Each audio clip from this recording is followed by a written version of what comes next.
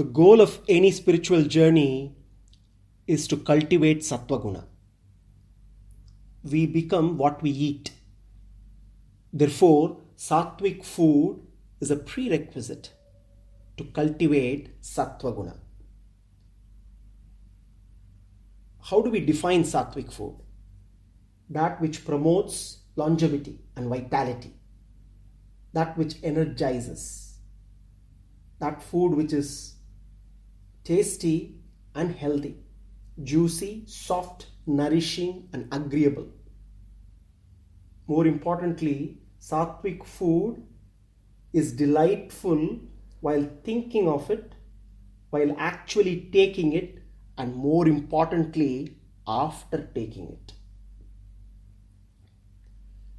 We can compare the qualities of three animals to understand how we become what we eat. Let's take the example of an elephant. It only eats fresh vegetarian food. It is large, strong, and gentle. It's very intelligent. Elephant is a good example for the mode of sattva. Tiger, an embodiment of rajas, kills and eats flesh of other animals. Fierce, aggressive in nature, very restless. Jackal, very embodiment of tamas, mode of ignorance. Rather than seek its own food, it eats whatever is left over after another animal has eaten. Tends to be fearful, lazy, and it shuns daylight.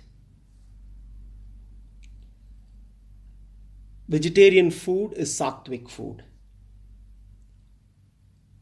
Some people are proud of being vegetarians, but the goal of life is not just to become vegetarians.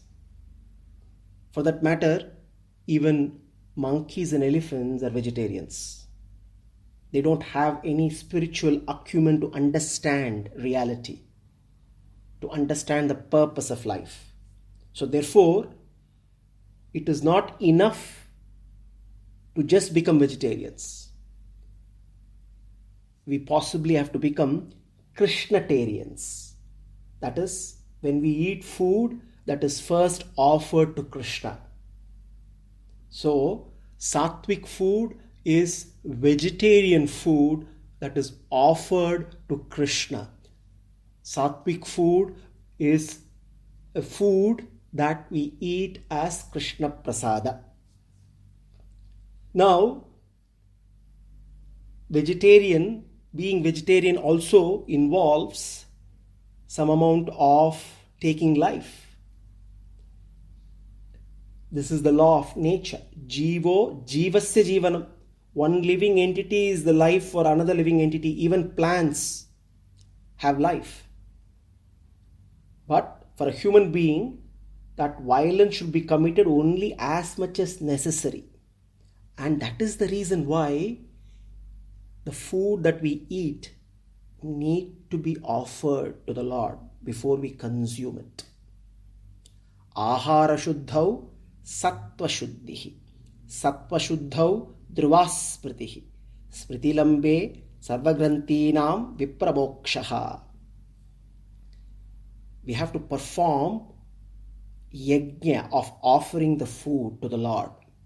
Only when the food is offered to the Lord as yajna, once eatable, the food becomes sanctified. And by eating sanctified food, one's very existence becomes purified. By the purification of existence, finer tissues in the memory become sanctified. And memory is sanctified, one can think of one's purpose of life, the path of liberation, and one can constantly stay connected to Krishna. Sarvam Sri Krishna Arpanamastu.